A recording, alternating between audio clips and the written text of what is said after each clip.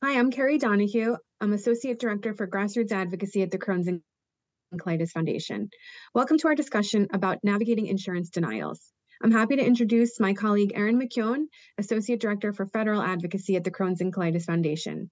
Erin will be sharing about what the foundation is working on at the advocacy level to address these insurance denial issues. Thank you, Erin. Yes, hello all. I'm Erin McKeon. I am the Associate Director of Federal Advocacy for the Crohn's and Colitis Foundation.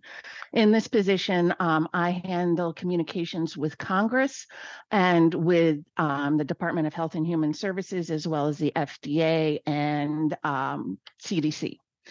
But what I'm here to talk to you about today is claims denials and what's going on out there in the market and how it's being addressed by policymakers here in DC. One of the largest players that is causing problems with the coverage of IBD medications and healthcare delivery are what's being done by pharmacy benefit managers, known as PBMs in DC parliaments.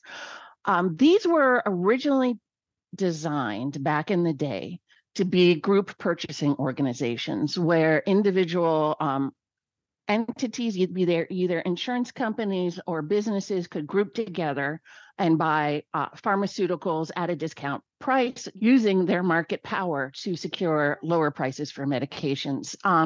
Recently, there have been a great number of mergers within the PBM industry, and we are now at the point where just 3 PBMs, Express Scripts, CVS, Caremark, and Optum Rx, which all happen to be owned by insurance companies, control 80% of the market for all of the medications dispensed in the United States.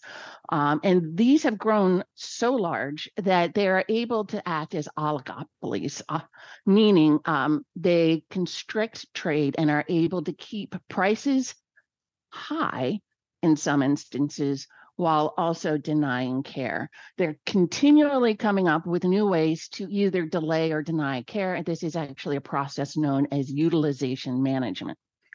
If we go to the next slide, part of the problem here is that these PBMs have grown so large, so fast that the regulators have not kept up. And there is currently very little oversight of the PBMs.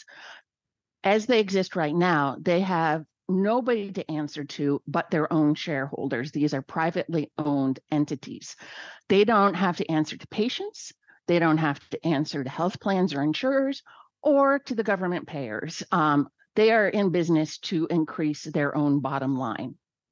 The way that these PBMs make money is by really subverting the way the market is supposed to work. Most of them, when they're being contracted by an insurance company, will say, I will promise you that I will deliver X percentage of rebates on the drugs that you are going to have to end up covering.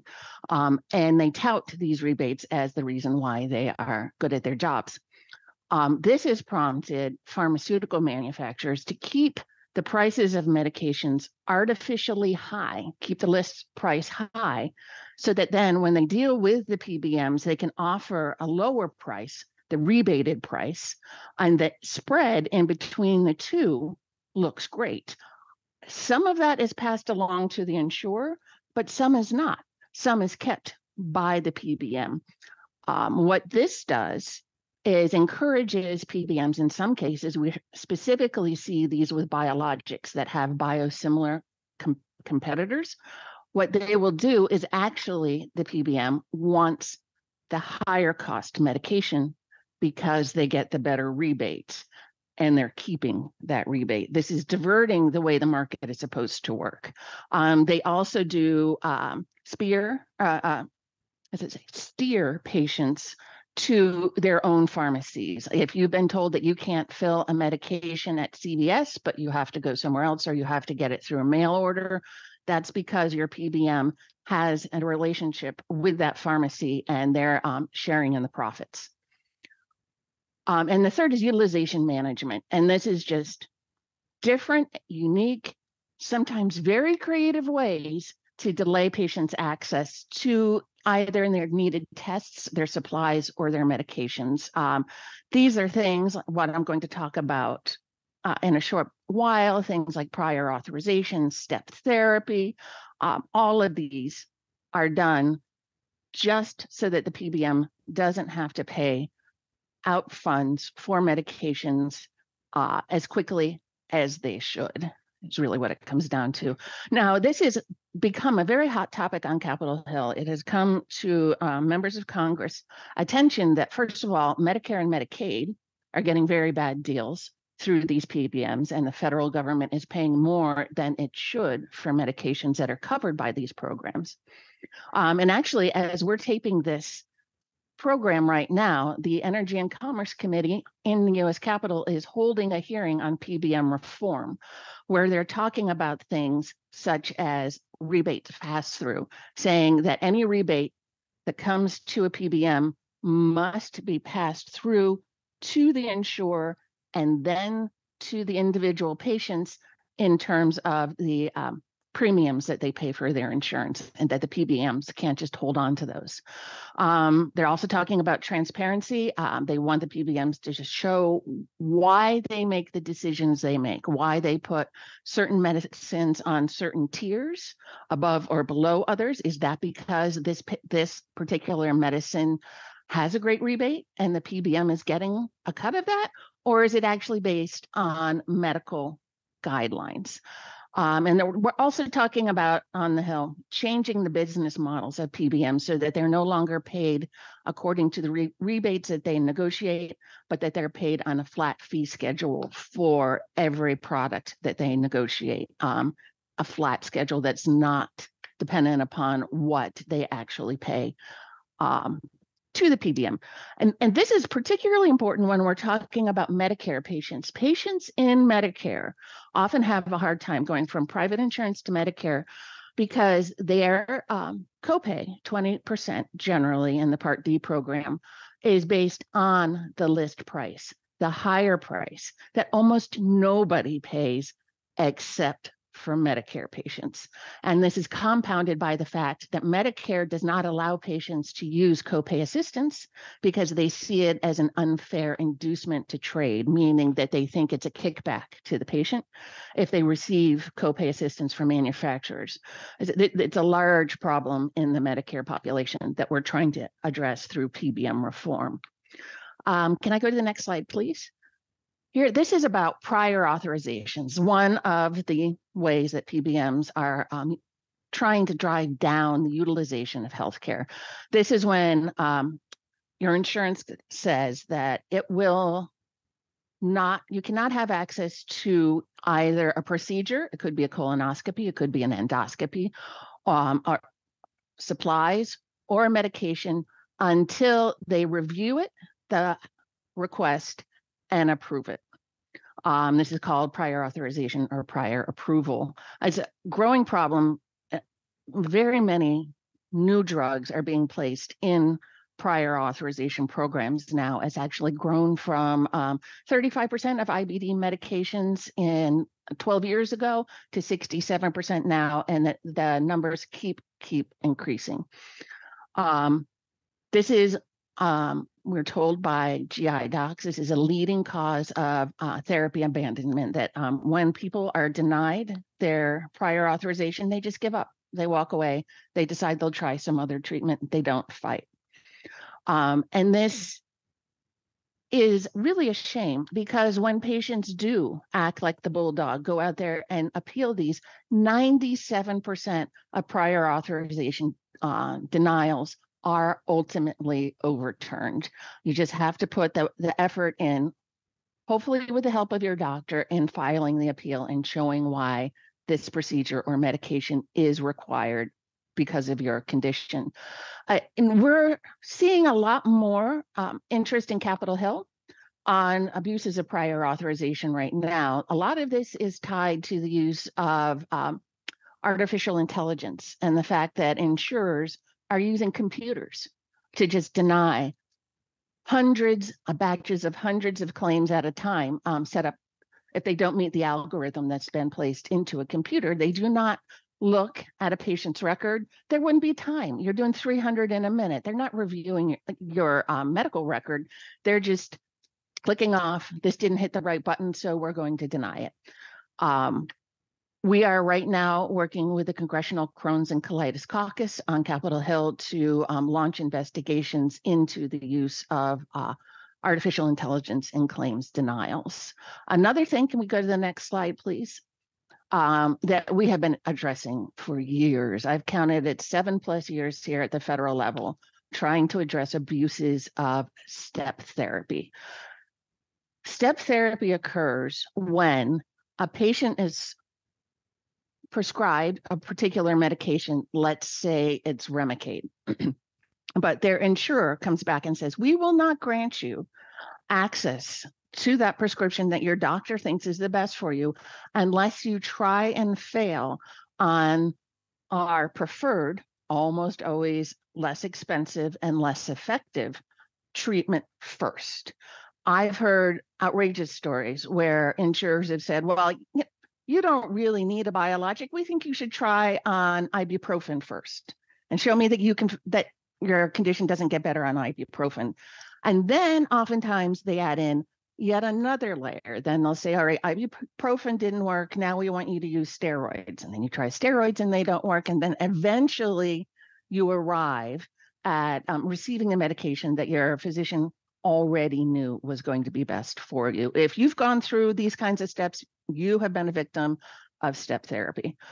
It's the most common form of utilization management out there right now that the PBMs are using. And the real problem is when this is abused, it just delays care.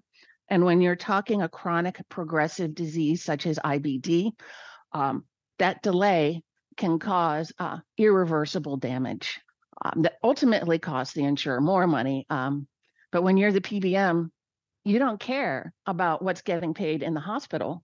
That's coming out of the medical benefit, not out of the money that's in your pocket. They're not necessarily thinking rationally about this. Can we go to the next slide, please? We have, as I said, for 7+ years, been working on the Safe Step Act. It has right now been passed in 37 states, which is fabulous.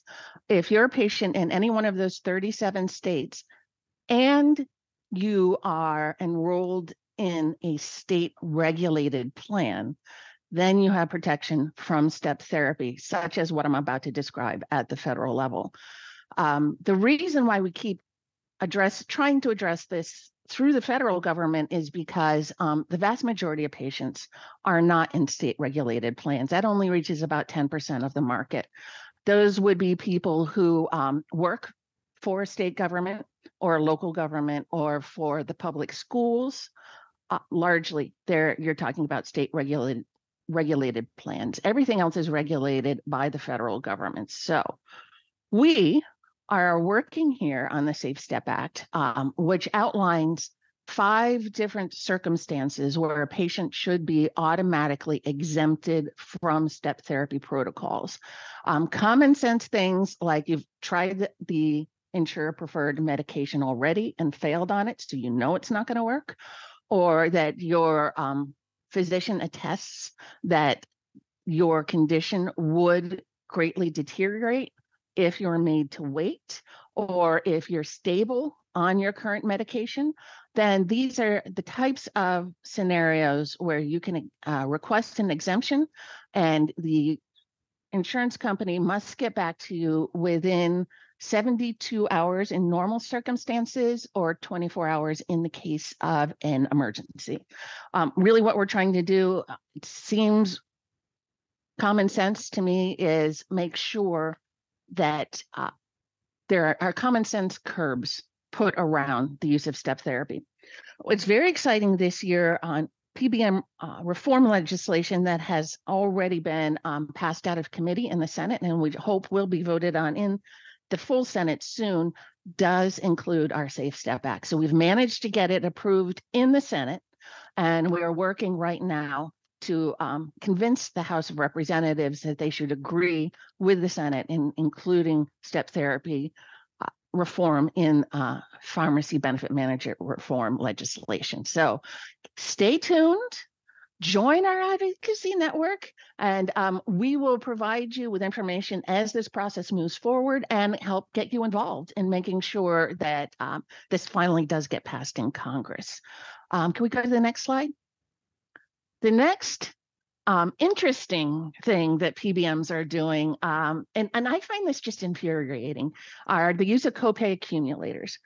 Because so many of the medications that patients use, specifically IBD patients, we are poster children for this, are so expensive, and so many plans require patients either to meet high deductibles or to pay high coinsurance or co-payments that those patients can't afford. These patients often go to the pharmaceutical manufacturers that make the medications and apply for assistance. This can come in the form of a coupon, a credit card, or other ways that the foundations run by the pharmaceutical manufacturers help patients meet their out-of-pocket requirements. What the PBMs are doing now is they're taking this money through the patients that comes from the assistance program, putting that in their pocket, and then turning around and looking at the patient and saying, well, that didn't come from you. We know that came from somebody else, and now you have to pay it all over again. Now you have to meet your deductible again. You have to meet your copay or your coinsurance again, even though this money has already gone into their pockets.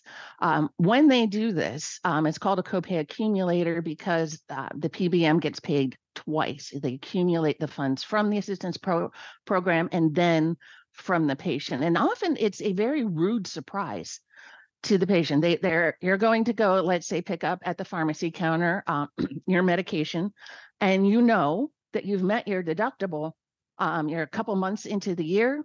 You think everything's good. You've met your deductible. This isn't going to cost you anything. And no, boom, now you have to meet the deductible all over again. And this leads too often to patient abandonment of their medications, which then ultimately leads to a progression in disease.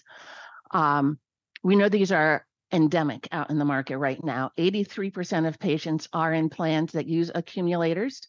And really, these are harming the most fragile amongst us. We know that 69% of the patients who receive assistance through copay assistance programs are earning less than $40,000 a year and are in no shape or way able to cover the copayments that their insurance is requiring. Can we go to the next slide, please? So we have been working very hard at trying to pass legislation at the federal level, specifically the Help Copays Act, to outlaw the use of accumulators. This, unfortunately, has been scored by the Congress as costing a lot of money. It would cost the federal government roughly $10 billion over 10 years. And this is making it very hard to move the legislation in this current Congress, which is not interested in spending additional money on just about anything. But we did get a great surprise recently when a DC court, a local court here in DC, struck down a provision in the Health and Human Services regulations covering insurers, stating that accumulators could be used widely in the market. Prior to this, in 2020, the only medications that could be subjected to accumulators were small molecule drugs that had a generic competition on the market. So basically, these are drugs where the patient is choosing to take the brand instead of the generic and not biologics at all. This was overturned and reinterpreted in 2021 by the administration in the office then, which removed that requirement and said that these accumulators could be placed on any medication out there. At the time, that administration said they didn't think that accumulators would be used widely, so it wouldn't really be a problem. And we know that this is not, in fact, the case. 83% of the insurance market is subjected to accumulators. it was great news that the federal government, the DC court, shut down this reinterpretation of the rules, said HHS was wrong in what they did in 2021, that they could not interpret law that way, and instead that it has to go back to the way things were in 2020, which is great. And theoretically, right now, as of September 27th, I think it was, accumulators are illegal and they are not supposed to be used in the market out there at all. Unfortunately, HHS appealed the decision that was made in the DC Circuit Court, and they're going up to the Court of Appeals. This appeal is expected to take at least a year to wind its way through the court system. We are working with many other patient organizations in supporting the DC Court's original read that HHS had to overturn the accumulators, and we will be signing on to amicus briefs and other legal proceedings.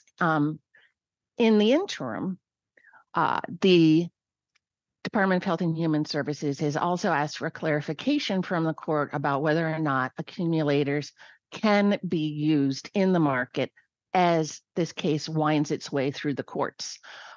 This decision will be likely made in January, and we're fairly confident that we will win here, that accumulators will not be used.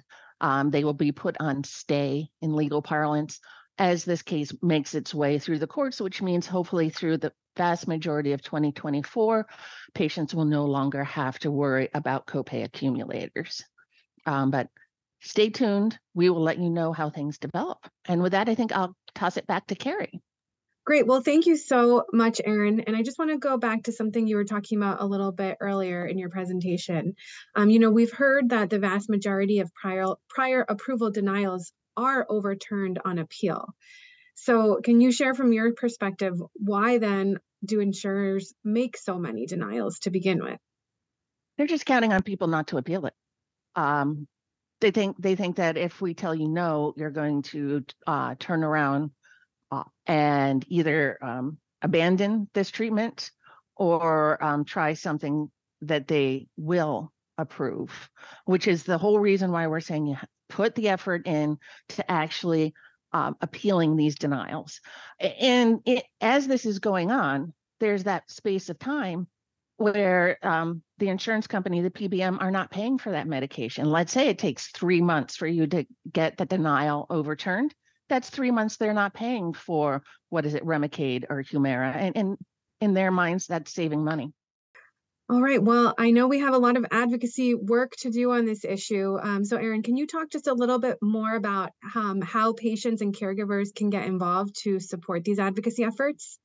Yes, this is the best thing. We are always looking for new patient advocates.